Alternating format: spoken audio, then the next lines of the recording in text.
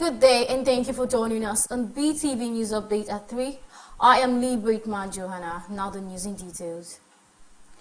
The Ekiti state government has expressed optimism that the state will soon become the nation's food basket. The special advisor to Governor Oyebanji on service delivery made this known during an assessment tour conducted by the Ekiti State Agriculture Monitoring, Evaluation, Accountability and Learning Team across various agricultural projects in the state. The report. The Ekiti state government said its sustained efforts in the agricultural sector are beginning to yield results with signs already visible in market across the state. During an on-the-spot assessment, John Okundayo, Special Advisor and Director General of the Office of Transformation and Service Delivery, noted that the positive impact of government intervention are becoming increasingly evident in local food supply and farm productivity. And the essence of this is actually not just to monitor, but to provide a platform of accountability and transparency for stakeholders in Ekiti and beyond, to know what is happening in the agri sector in Ekiti.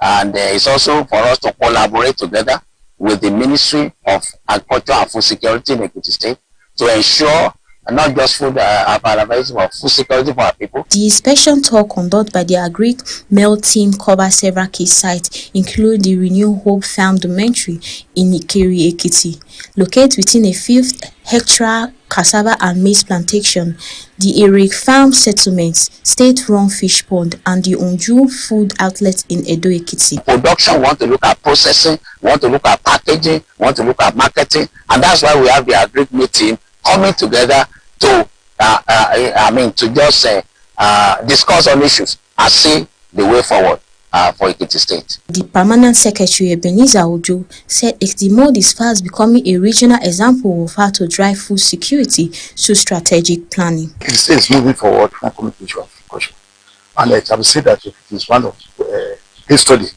in Southwest in terms of agriculture, and that's why it's working as one of the best in Nigeria. And in future, Ekiti State will be seen as the best food provider in Nigeria. For the Oyogbaja-led government, the vision is clear: to position Ekiti as Nigeria's #1 food provider through innovation, sustainability, and accountability across the agricultural value chain. Precious Agbolaho reporting for Beetv News. Former military governor of the old southeastern state, retired Major General Paul Omo, has been laid to rest in his hometown in Isoko South local government area of Delta State. Governor Sheriff Oboriwori, former governor Ifeanyi Okowa, and James Ibori, top military officers and other prominent Nigerians gathered to honor a man celebrated as a patriot, statesman, and distinguished soldier. The report. Andrew Anglican Church Ibide is filled to capacity as dignitaries arrive to pay their last respect to Major General Paul Omo as a full military burial. His Nigeria flag drop casket is borne by officers of the Nigeria Armed Force into the sanctuary. During the sermon, the officiating clergyman recalled personal moments with the late Octogenarian and commended the military for its sustained effort in combating insurgency and boundaries. Ask the question, is Nigeria worth dying for? Since we will be judged by the Almighty God, to me the answer is yes. Nigeria is worth dying for. I don't envy these generals that are seated here. I don't envy the other ranks that are outside. How many of our men have died? General Omo put his life on line. As early as 1962, he has candidated into the army, willing to die for Nigeria. To the extent that our sovereignty is threatened, and other nations want to intervene. When these men were alive, they stood their guard. The military hierarchy also paid glowing tribute to the former commander, describing him as a disciplined officer who served the nation with honor. His organizational capability was outstanding. He proved to be a highly reliable officer.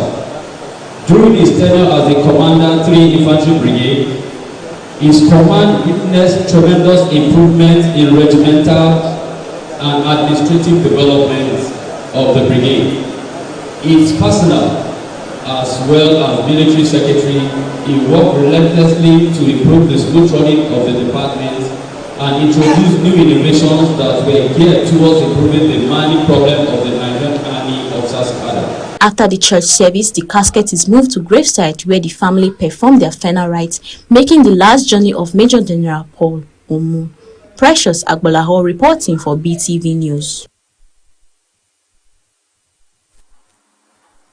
The Ethiop Federal Constituency Forum has inaugurated new executive leaders for Ethiopia, giving them the mandate to mobilize members ahead of the 2027 elections and ensure that party tickets go only to loyal leaders who respect party hierarchy. APC constituency chairman Senator Ikeoyota Amori administered the oath of office to Midwest and Bright Igbe at the ceremony hosted by the Deputy Speaker Otto Akpowowo in Eko. Senator Amori urged the new executive to intensify support for President Bola Tinubu and Governor Sheriff Oboriwori, both of whom have been adopted as the constituency's sole candidates for 2027. National Secretary Sunday Onyorode emphasized loyalty as the key requirement for securing party tickets and praised past House of Representative members, noting that the next candidates will emerge from the forum. Deputy Speaker Akpowowo commended the impressive turnout, while former lawmaker Halim Agoda called for unity and expressed confidence in the APC's victory. Other leaders, including Bernard Edward and Fred Ogenebusi, reaffirmed the constituency's readiness for 2027 and announced a mega Delta Central meeting scheduled for December 7th as ward and unit executive prepare for inauguration.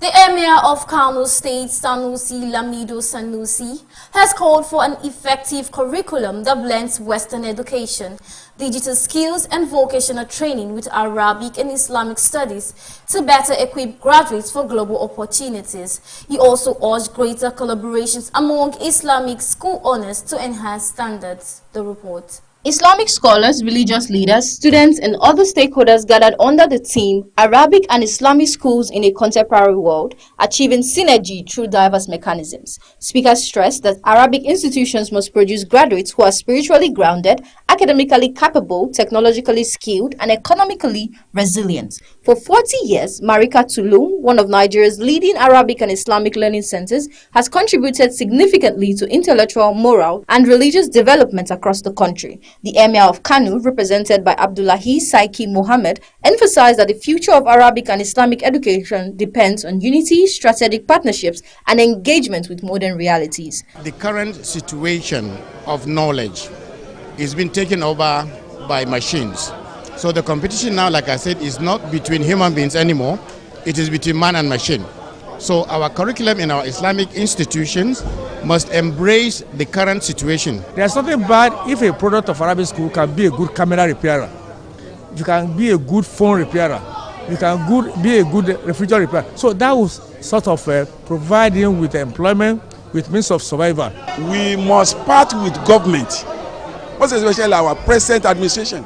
We want to add our own value to their struggling, to their effort.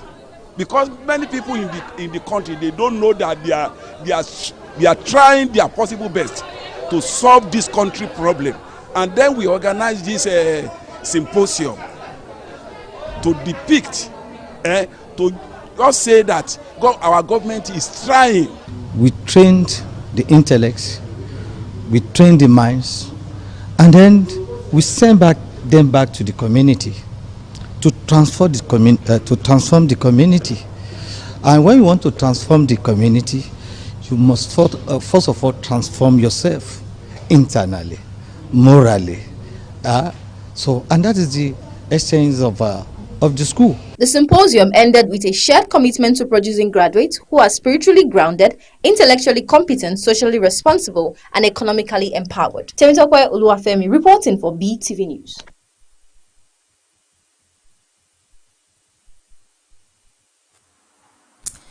President Bola Tinubu has reaffirmed that restoring peace, strengthening national security, expanding economic opportunities remain the top priorities of his administration.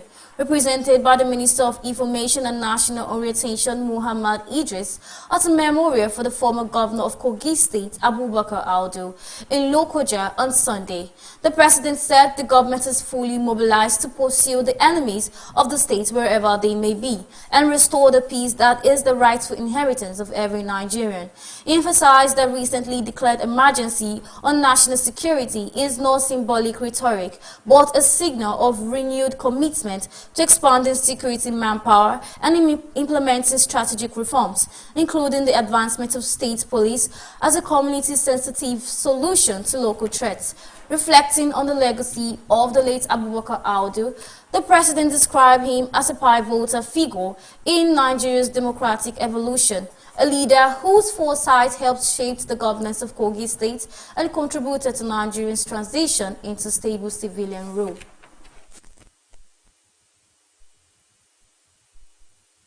Proclamation. It is a declaration of war against all forms of insecurity.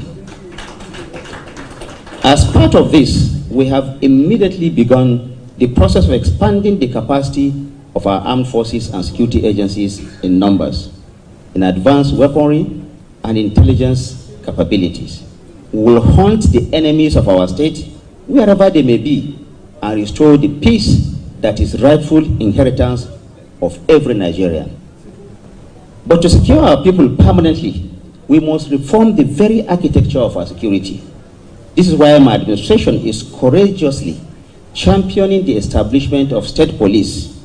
We believe that a model that is localized, that is community sensitive, will help in the journey towards the establishment of lasting peace and prosperity for our people.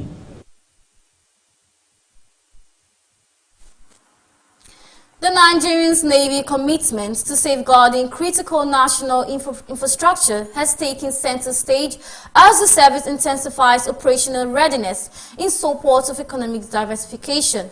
A high-impact military exercise was held at Dangote's Case-Free Zone Enterprise Forward Operating Base, where naval commanders emphasized the strategic importance of protecting maritime assets that drive Nigeria's blue economic agenda. The drill, killed named Omuga Omialewo, highlighted the intersection of military preparedness and national economic security. The report. Nigeria's maritime domain holds the key economic transformation, but protecting critical infrastructure along the waterways require constant vigilance and advanced tactical preparedness. The flag officer commanding Western Naval Command, Rear Admiral Mustafa, said the Nigerian Navy has adopted a four-pillar operational philosophy to address maritime criminality. Combating this multiple crimes. So this exercise tagged Omi Eleu, is named Calm Waters, is intended to test our men in different maritime contingency operations, and one of which is to protect critical national infrastructure.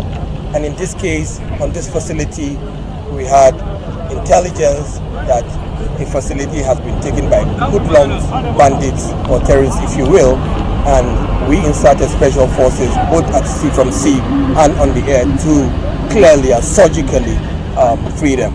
And you can see the precision, the preemptiveness, and the proficiency of the men. Intelligence gathering from the coastal communities has emerged as a critical component of maritime security operations. The well-coordinated simulation included a high-intensity rescue mission designed to test rapid response capability in complex maritime threats, with economic diversification hinging on the blue economy. The protection of national assets in Nigeria's maritime domain continues to demand enhanced inter-agency collaboration and community engagement. Temitope Oluwafemi reporting for Beetv News. Troops of Operation Master, comprising personnel from the 3rd Brigade of the Nigerian Army, the Nigerian Air Force, and the police, have rescued 7 kidnapped victims during a late-night operation in Yankamaya Gari village, Swensiawa local government area of Kano State. The operation followed the distress corps reporting bandit activity in the area. According to a statement of Captain Baba Tunde Zubaru, Assistant Director of Army Public Relations, the bandits had earlier killed a 60-year-old woman before the arrival of the troops. The statement added the 4 kidnapped persons remained unaccounted for as troops pursued the fleeing bandits along their withdrawal route towards Raya, pushing them further into the forest. The commander of the 3rd Brigade commended the troops for their swift and coordinated response and urged residents to continue providing credible information to support ongoing security operations.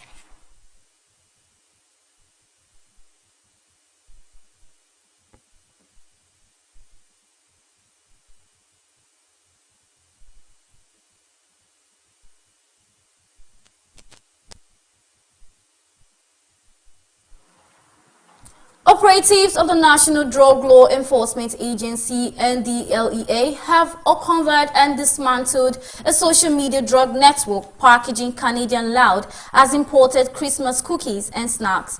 2 masterminds were arrested after a raid on their Ikat Lekki hideouts, where officials recovered 5 kilograms of Loud and designer sachets used for distribution through WhatsApp.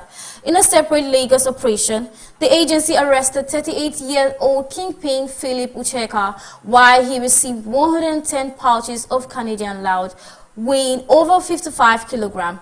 Pre-delivery vehicles were also seized, and the LEA officers also intercepted 100 grams of Loud stuffed in a teddy bear from Thailand and 548 tramadol capsules hidden in vitamin bottles bound for the UK.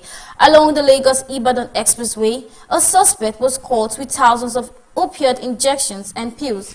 In Ondo State, 7 suspects were arrested in EP Forest with over 3,000 kilograms of skunk. Major seizures were also recorded in Kogi, Kano, Bauchi, and on the Abuja highways, including arrests for trafficking live ammunition.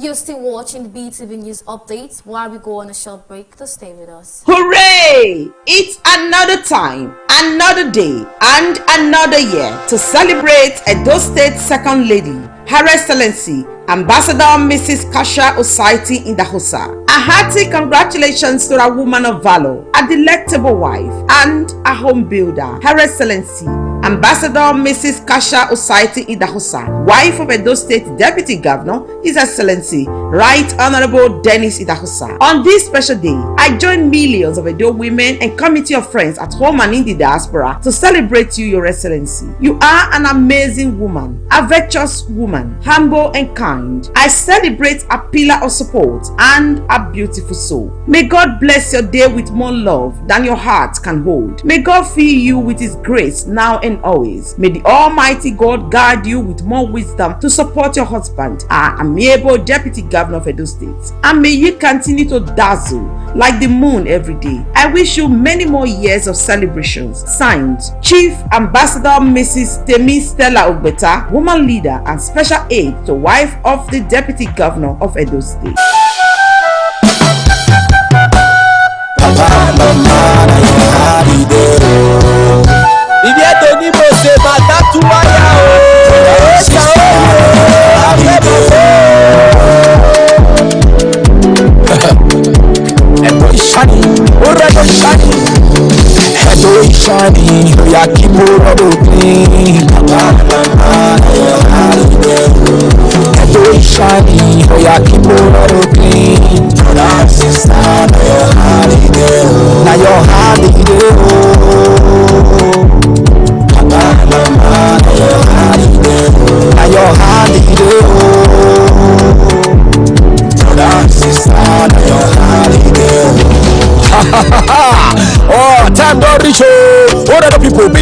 Edo State people, time don't reach to keep your environment clean. Operation Clean Your Environment. Operation Clean Your Business Places. You will be hotel owner, you will be market owner, you will they work out for street bus driver. Aha, that the thing waiting for your motor, not to remain for grand. That the thing waiting for your domot, not to remain for merry-go inside gutter. Those one they cause yama yama, it they cause pollution to our environment. Carry that dirty, put down for your waste bin. Motor day we go carry on for your doorstep. Because you better can say cleanliness lead to godliness. Now small yama yama they lead to sickness. You will work the drink pure water or can water. Not to remain for grand. If they grab you, now just tell you they go. No time to waste time. This one time don't come for us to join hand with the radio local government. Honorable Gabriel Dussel, aka Ganos, and the Ghost State government. His Excellency Senator Mondo Paulo Akako rescue to keep environment clean. Because when you keep your environment clean, Baba, you go enjoy good air to bring you this message from Honorable Local Government Council. Let's join hands together to keep Edo clean.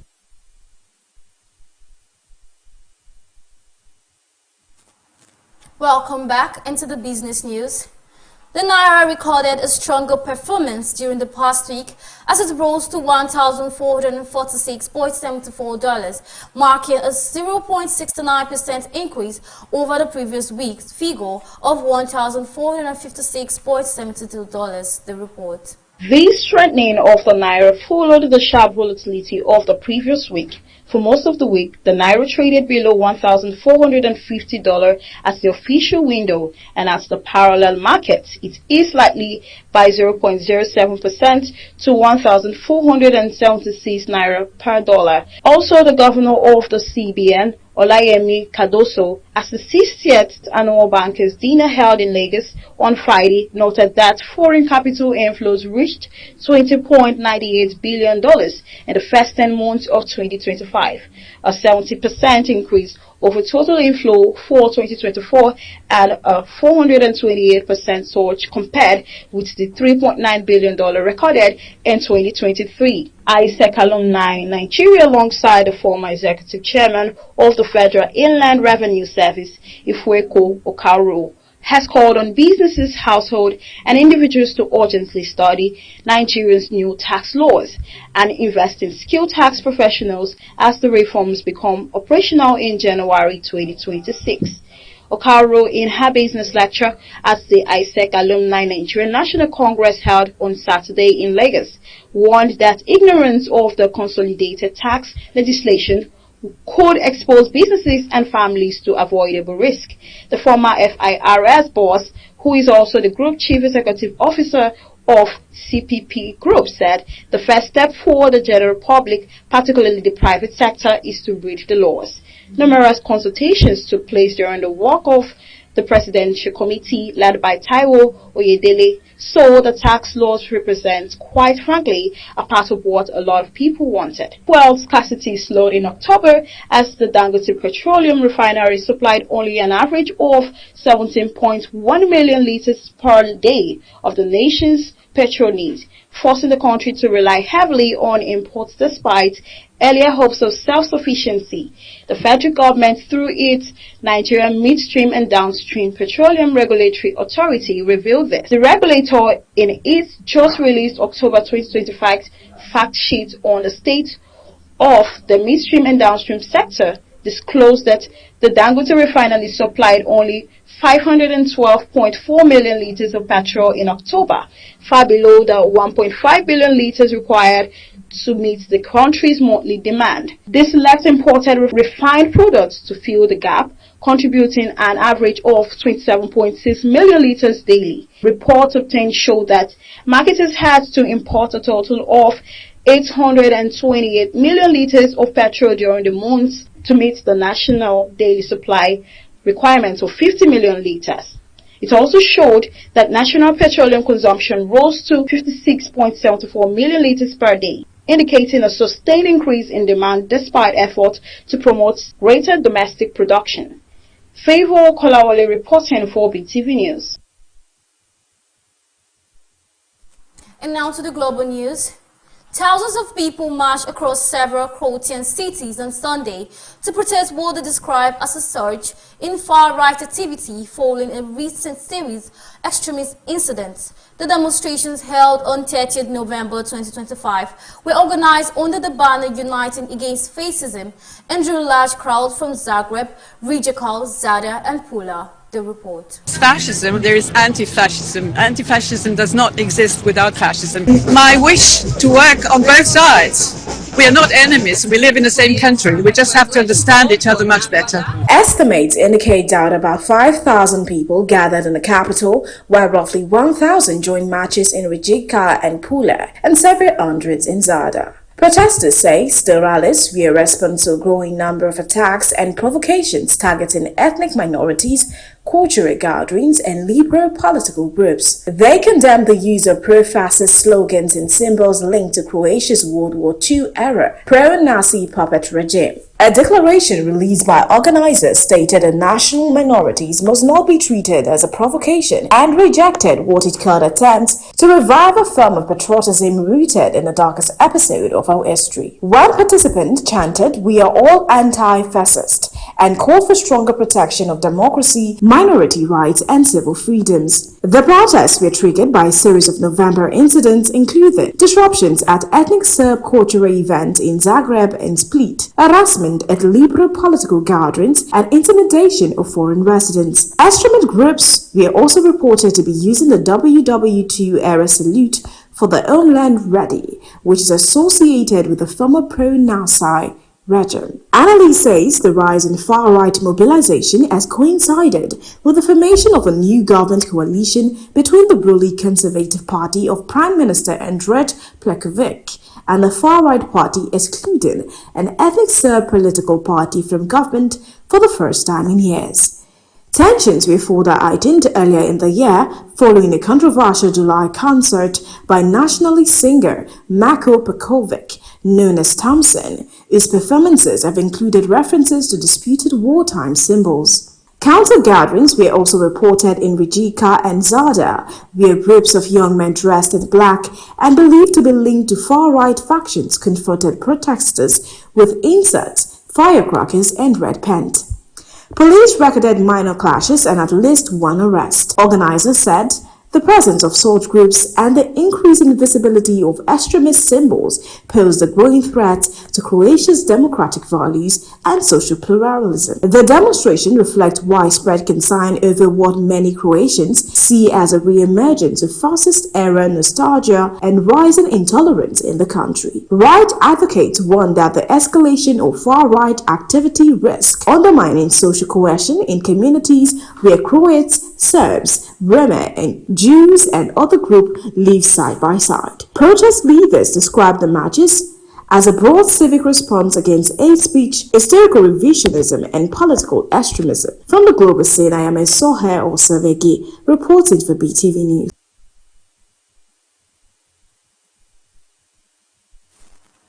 On the entertainment news, Nigerian singer Terry G has spoken out in defense of Burna Boy after a viral video showed the singer sending out sleeping concert goers during his performance. Also, singer Darlene Patton has had to miss two significant ceremonies as she continued to follow her doctor's orders amid some health challenges. The report.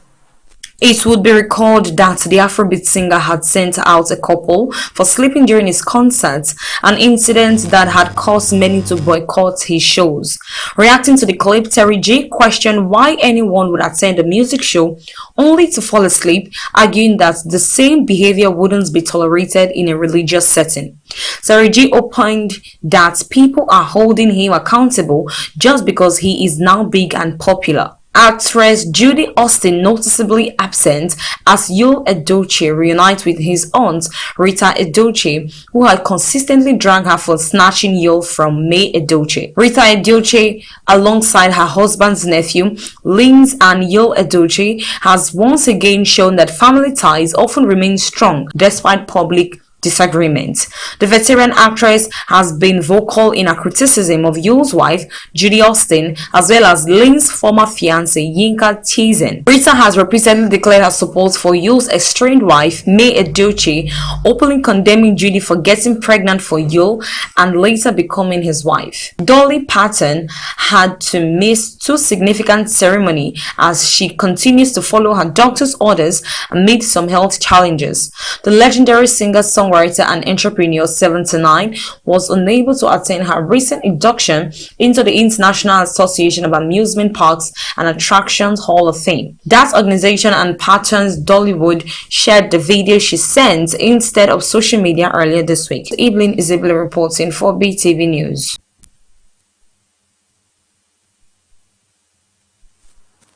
And lastly, on sports news, the Nigeria Aquatics Federation has commended the National Sports Commission for its decision to construct Olympic standard swimming pools for the next 3 hosts of the National Sports Festival, describing the move as a landmark step for the development of aquatics in Nigeria.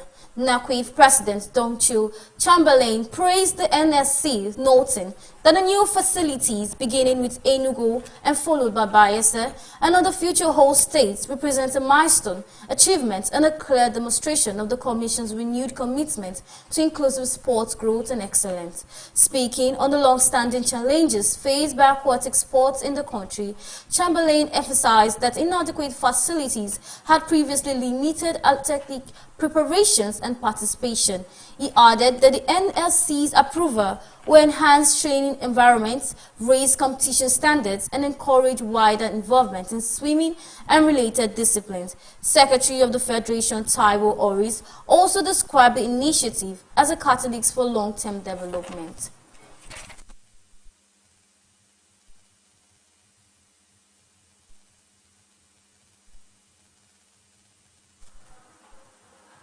And that will be all on our news update. Thank you for joining us. Do stay tuned for more updates on our major news at 6. I am Lee Brickman Johanna. Bye for now.